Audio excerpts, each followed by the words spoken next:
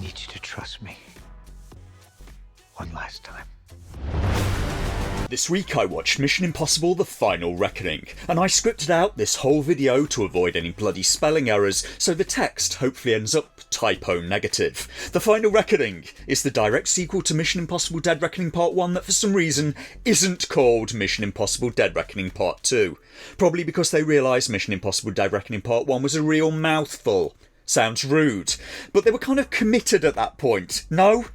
This is now the 8th Tom Cruise Mission Impossible movie, and has had reportedly, out of any of them, the most profitable opening. Which also sounds rude. And should you watch it, as usual that's going to depend on you, because this seems to be a divisive movie. A lot of people seem to be enjoying the stunts and special effects, but a lot of people are also leaving the cinema deeply unsatisfied.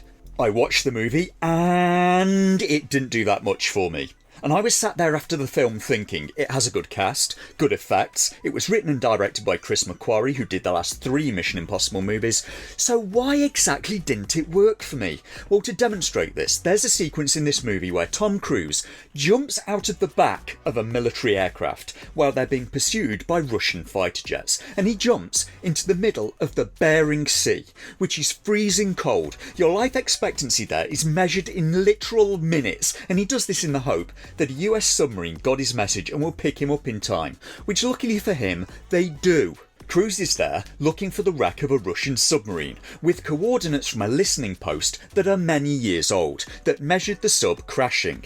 The sub has a drive on board called a podcover, that contains the source code for an AI that's trying to wipe out humanity, and Cruise needs the source code to stop the AI. So while the US submarine is being chased by a Russian sub, Cruise puts on a wetsuit and jumps out of the speeding submarine, nearly gets hit by the chasing Russian submarine, and then swims to find the wreck at the coordinates at an unspecified depth, and it's just dumb luck that the sub is at a depth reachable by a guy in a wetsuit.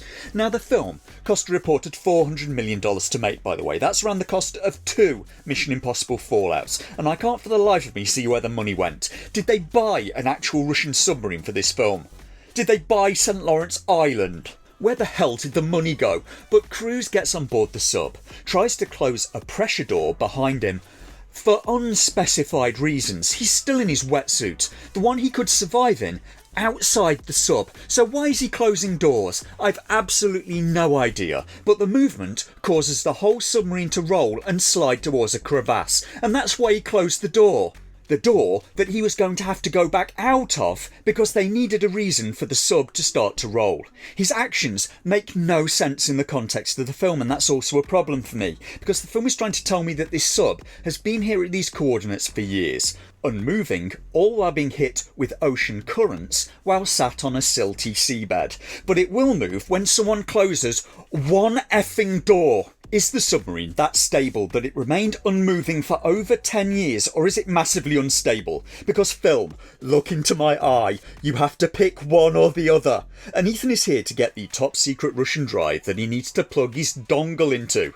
Which also sounds rude. Luther made a dongle that when combined with the top secret Russian drive that they got the plans for somehow off camera, is programmed to combine with the AI source code that he's never seen and doesn't know what it is, to make a program that will take out the evil AI. So Cruise needs to insert Ving Rhames' stubby dongle firmly into his podcover, which sounds grotesquely rude, with the slight issue that the villain Gabriel has already got his hands on Rhames' dongle. This film heavily relies on the Ving Rhames ex machina. In part 1, they wrote in an invincible AI that could predict anything. So how do they beat that in this movie? Well, Ving Rhames writes a computer program that will interface with a source code he's never even seen, and this will convince the AI to go into a memory storage device with enormous capacity that Luther also invented and made off camera. This device wasn't made by Intel or Samsung or MIT or the CIA. No, the world-leading cutting-edge technology is made by Ving Rhames with his hands in a tunnel. And so the AI from part 1 that could predict literally anything did not predict any of this happening. Then Ethan has to swim. He has to swim back to the surface from submarine depth, holding the podcover, which it seems is the Russian or Slovak word for a horseshoe. And he now has to swim in the Arctic Circle, so even colder than the Bering Sea from earlier, and swim his way out of the sub the way out of the sub, which has also been blocked because he closed a door for no reason, and that door has now been blocked by a torpedo. So he has to escape from the submarine through a torpedo tube which is so tight that he has to take off his wetsuit. He also has to hold his breath while he swims to the surface of the Arctic Sea, now in his pants, because he also had to take off his breathing apparatus, and he has to hope that his friends find where he is from a small tracking device. Then they somehow have to cut through the pack ice and put Cruise in a decompression chamber before he drowns or gets the bends or hypothermia. And how do they manage that? Not a clue, because it all happens off camera. He's just fine. In fact, he just wakes up with Hayley Atwell softly cuddling in the lucky sod. It turns out this AI came from a device that Tom Cruise stole back in Mission Impossible 3, all the way back in 2006.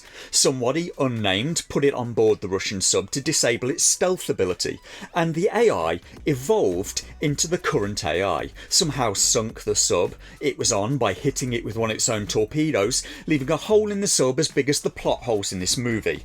I'm not sure why Cruise didn't just leave through the enormous gaping hole in its hull. So, how did the AI get off the sub in the first place? I don't know. Why did it not get rid of the source code before it went? No idea. Why did it fire on the sub it was in? Not a clue. It could have blown itself up. So why did this movie not work for me? In short, it's the story. It all stems from the story. I think this movie may have the weakest story of any of the 8 Tom Cruise Mission Impossible movies. Parts of the film descend into complete nonsense, albeit visually impressive nonsense. There are suggestions this may be the last Tom Cruise Mission Impossible, and they tried to use this one to link all of the other movies together, apart from Mission Impossible 2. Nobody ever seems to want to talk about or even remember Mission Impossible 2. And linking the movies is a problem because none of the movies were really written to fit together at the time. There wasn't some grand plan from the start back in 1996, and it frankly shows. This film is 2 hours and 40 minutes long and yet barely has any time in it for characters. The movie felt very overstuffed for me. It needed less breadth and a lot more depth. The story and characters are what makes me care about the stunts. And I quite liked part 1 of this movie series, mostly because I liked the interplay between Tom Cruise and Hayley Atwell, playing a daring and tricky lady thief. But in the intervening 2 years and the gap between part 1 and part 2, the writers seem to have forgotten what her character even was, and what their relationship was. Pom Klementieff was a villain in the last movie who killed people. In this one, she's just friends with Simon Pegg out of nowhere, and she gets to walk away as a free woman at the end of the film despite murdering people. I also found part 2 a lot less fun than I did part 1. For me, the bad guys don't really hold the movie up. A faceless AI can't really carry a film like Simon Phoenix can, or Darth Vader, or Dracula. There's only Gabriel in the movie, and they don't give him a lot of time to work either. He's once again barely even in the film. So yes, should you watch this depends on you. If stunts and visual spectacle alone are enough for you to be happy with a movie, this one may be for you. If not, paying cinema prices for this will probably leave you very disappointed. Maybe catch it on streaming, but it will probably work better if it's on a big screen. In some ways the series is a victim of its own success, because they did a series heavily dependent on stunts and high stakes, and that leaves them having to one-up the previous film every single time, in terms of stunts and stakes, and just how many times they're going to end up having to save the world while sitting on an active nuclear bomb. They already did that anyway 2 movies ago. In this one, they have to save the world from an AI that wants to wipe out the entirety of humanity by hacking every world government and launching their missiles at each other. So, Skynet from the Terminator movies, and the heroes have to do that while also sitting astride yet another nuclear bomb. And that method starts to get very silly very fast, trying to one-up the spectacle from the last movie instead of writing a good story. So, where do you go after Jaws? How do you one-up it? Well, you need a bigger shark that's out for revenge on the people who wronged it, and after that these sharks just get bigger and bigger, with more teeth. Then you get mutant sharks, then genetically engineered sharks, then robotic sharks, sharks that are part octopus, and frequently a series will run out of all fresh ideas and then just normally end up in space or with crab people. Like Friday the 13th or Hellraiser or Leprechaun ended up in space. And where do you go after you've made a movie about a killer leprechaun in space? Well, you end up with 2 movies of the leprechaun in the hood. There's a term from TV that relates to an old series called Happy Days. It was that old that Ron Howard was in it and he still had hair. It ran from 1974 to 1984 and the term is jumping the shark. For a more modern variant of this, see Indiana Jones and Nuking the Fridge. It was a moment where all suspension of disbelief was broken for the audience as the character of the Fonz water skied and jumped over a shark enclosure and then everyone clapped. And that sealed the end for Happy Days according to some, but did it? Because that happened in 1977, 3 years or so into the show's run, and then Happy Days ran for another 7 years, including a crossover with the Robin Williams comedy show Mork and Mindy, about an alien called Mork from Ork that comes to Earth. And looking back, jumping the shark is the height of feasibility compared to what happens in this movie.